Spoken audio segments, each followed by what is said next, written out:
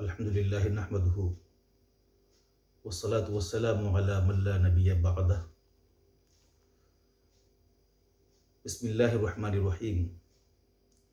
قال النبی صلی اللہ علیہ وسلم الید العلیٰ خیر من الید السفلی او کما قال علیہ الصلاۃ والتسلیم. محترم ناظرین کرام، اللہ کے پیغمبر حضرت محمد صلی اللہ علیہ وسلم نے ارشاد فرمایا، اوپر والا ہاتھ نیچے والے ہاتھ سے بہتر ہے.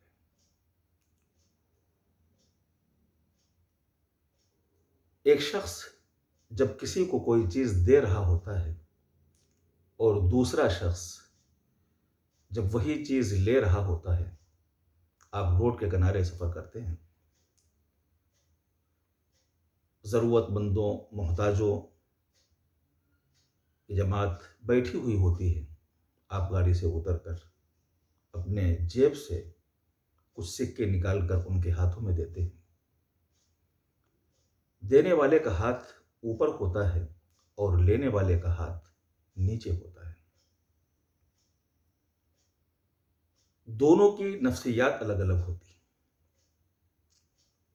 دینے والے کی نفسیات الگ ہوتی ہے اور لینے والے کی نفسیات الگ ہوتی ہے.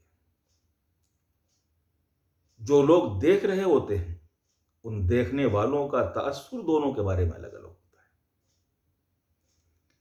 پیغمبر اسلام صلی اللہ علیہ وسلم نے ان دو لفظوں میں یہ ارشاد فرمایا کہ ایک ایمان والے کو دینے والا بننا چاہیے، نہ کہ لینے والا.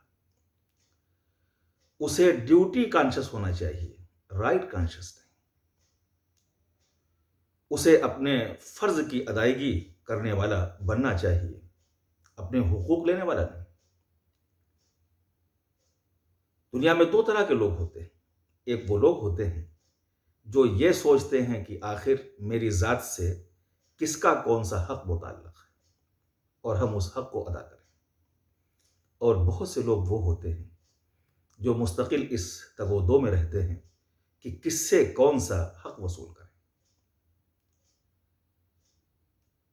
کچھ لوگ گاڑی سے جا رہے ہوتے ہیں، لفٹ لینے والوں کو اپنے ساتھ بٹھا کر ان کی منزل تک پہنچاتے ہیں، اور وہیں کچھ لوگ وہ ہوتے ہیں جو استطاعت ہوتے ہوئے بھی اس لیے کھڑے رہتے ہیں تاکہ اپنا خرچ بچ جائے اور ہمیں لفٹ مل جائے. پیغمبر اسلام صلی اللہ علیہ وسلم نے ارشاد فرمایا کہ ایمان والوں کو ان لوگوں کی فہرست میں ہونا چاہیے جن سے لوگوں کو خلق خدا کو فیض پہنچتا ہے. ان لوگوں کی فہرست میں نہیں ہونا چاہیے جو صرف فیض اٹھانے والے ہوتے ہیں.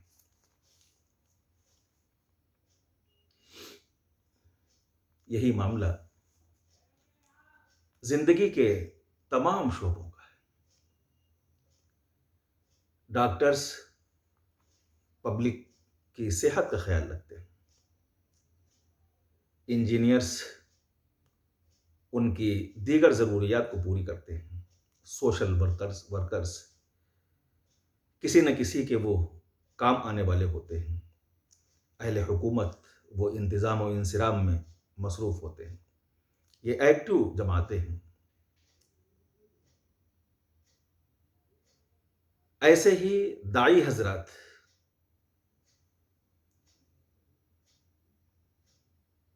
ریفارمرز یہ لوگوں کو صحیح باتیں پہنچاتے ہیں، ان کی رہنمائی کا فریضہ انجام دیتے ہیں. پیغمبر اسلام صلی اللہ علیہ وسلم کے الید العلیٰ خیر من الید السفلی کا مفہوم یہی ہے کہ تمہیں اپنے آپ کو فائدہ پہنچانے کی سطح تک لے جانا ہے، کہ دوسروں کی ضروریات تمہاری ذات سے وابستہ ہوں، دوسروں کو فیض پہنچے. اگر ایمان والے ایسے بنیں گے تو ان کی ہر دل میں جگہ ہوگی، صرف ملک میں اور اسٹیٹ میں ہی نہیں، وہ دلوں کے مکین ہوں گے. اور اگر وہ اپنا وتیرہ یہ بنا لیں گے کہ ہمیشہ اپنے حقوق کی لڑائیاں لڑیں، ہمیشہ احتجاجی وہ مہم چھیڑیں، ہمیشہ ان کی توجہ صرف اس امر پر ہو کہ فلاں فیصلہ ہمارے خلاف ہے یا ہمارے حق میں ہے، ہمیں یہ ملنا چاہیے تھا جو نہیں ملا، اور جو نہیں ملا اسے ہمیں لینا چاہیے، تو ظاہر ہے کہ پھر دلوں سے ان کی جگہ نکل جائے گی، اس سے اسٹیٹ ان کے پاؤں کے نیچے سے نکل جائیں گے، ملک انہیں اگل دیں گے۔ پیغمبر اسلام صلی اللہ علیہ وسلم نے جو صحابہ کرام کی جماعت تیار کی تھی، وہ جماعت گیونگ اینڈ پہ تھی، وہ حق کی دعوت لے کر کے اٹھے تھے، لوگوں کو انہوں نے آئیڈیالوجی دی تھی جو ان کے پاس نہیں تھی، اس سے وہ محروم تھے، لوگوں کو نیا انہوں نے ذہن دیا، لوگوں کو غلامی کی جکڑ بندیوں سے انہوں نے آزاد کیا۔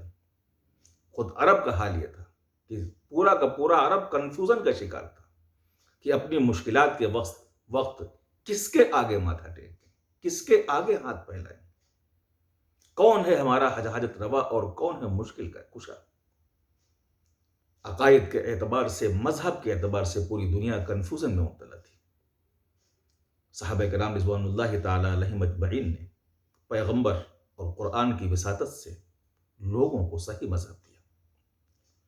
ایران اور روما کے لوگ اتنے مجبور تھے بادشاہت کے سامنے کہ بادشاہ کے عقیدے کے علاوہ وہ نہ کوئی عقیدہ رکھ سکتے تھے، ان کے آئیڈیاز کے علاوہ کوئی آئیڈیا ان کے ذہن میں نہیں آ سکتا تھا۔ اگر زبان پر کوئی سائنسی تجربہ بھی آ جاتا جس سے شرک کی اور بادشاہت کی بساط کو کوئی خطرہ ہوتا تو انہیں قتل کر دیا جاتا تھا۔ انہوں نے ایران اور روما کے خلاف جنگ چھیڑ کر کے وہاں کی عوام کو اس دلدل سے نکالا، ذہنی غلامی سے ان کو آزاد کیا اور اس قابل بنایا کہ وہ آزادی کے ساتھ، اپنے اختیار کے ساتھ اپنی پسند کا مذہب چن سکیں۔ دنیا نے ان لوگوں کو ہاتھوں ہاتھ لیا، اپنے سروں پر بٹھایا، ان کو جگہ دی، ان کو اپنا امام بنایا۔ خود ہمارے ملک ہندوستان میں بلکہ پورے بر صغیر میں ایمان والوں کا بہت رتبہ اور بڑا دبدبہ رہا ہے، لوگ اپنے جھگڑے ان سے فیصل کرواتے تھے، اپنے یہاں کے کوئی بھی معاملات وہ بغیر کسی مسلمان کو شامل کیے ہوئے طے نہ کرتے تھے۔ مسجدوں کے آگے نمازوں کے بعد خواتین کی بھیڑ لگ جایا کرتی تھی کہ نمازی نماز پڑھ کر کے آ رہے ہیں تو یہ پھونک مار دیں گے تو ہمیں اس سے شفا مل جائے گی۔ یہی وہ ملک ہے کہ جہاں کا تخت و تاج یہاں کے لوگوں نے اہل ایمان کے حوالے کیا تھا، اور یہی وہ ملک ہے کہ جہاں پاؤں کے نیچے سے زمین کھینچنے کی کوشش ہو رہی ہے۔ وجہ کیا ہے؟ وجہ یہی ہے کہ قرآن نے کہا ہے کہ زمین کے اوپر صرف مفید اور نافع چیز ہی باقی رہتی ہے، جو جھاگ ہے وہ چھٹ جایا کرتی ہے۔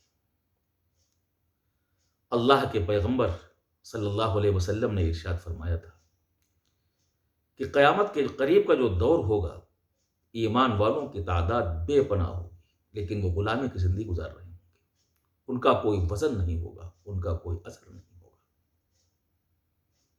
صحابہ نے پوچھا کہ اے پیغمبر ایسا کیوں ہوگا؟ تو پیغمبر صلی اللہ علیہ وسلم نے اس کا جواب یہی دیا تھا کہ وہ لوگ اپنی ایمان کی حقیقت کو کھوئے ہوئے ہوں گے، اپنے فرائض سے وہ لوگ غافل ہوں گے۔ آج صورتحال یہی ہے۔ آج ہمیں غور اس پہ نہیں کرنا ہے کہ ہمیں کن کن شعبوں سے اور کن کن محکموں سے کیا کیا فائدہ اٹھانا ہے۔ غور و فکر کے دائرے کو بدلنے کی ضرورت ہے۔ ہمیں اس طرح سوچنا چاہیے کہ ہمارے ملک کو کن چیزوں کی ضرورت ہے اور ان ضرورتوں کی ہم تکمیل کریں گے اور اس میں ہم حصہ لیں گے۔ مثال کے طور پر ملک میں جو بھی میڈیکل سائنس ہے، اس کے ادارے ہیں یا لوگ ہیں، اس وقت عوام کا معاملہ یہ ہے کہ مریض جب کوئی کسی ہاسپٹل میں داخل ہوتا ہے تو داخل ہوتے ہی اس کے ذہن میں خیال آتا ہے کہ اب ہمارے پاس کچھ بچنے والا نہیں، علاج اس قدر مہنگا ہے، ڈاکٹروں کے اندر اتنی بے مروتی آ گئی کہ مریض ذبح ہو جائے لیکن اپنی فیس کم کرنے کے لیے آمادہ نہیں ہوتے۔ کچھ لوگ اچھے بھی ہیں لیکن زیادہ تر لوگوں کی تعداد ہی ہے، اس لیے کہ بڑی بڑی رقمیں خرچ کر کے انہیں ڈگریاں ملتی ہیں۔ ایسی صورت میں ملک میں ضرورت ہے طب نبوی کو عام کرنے کی۔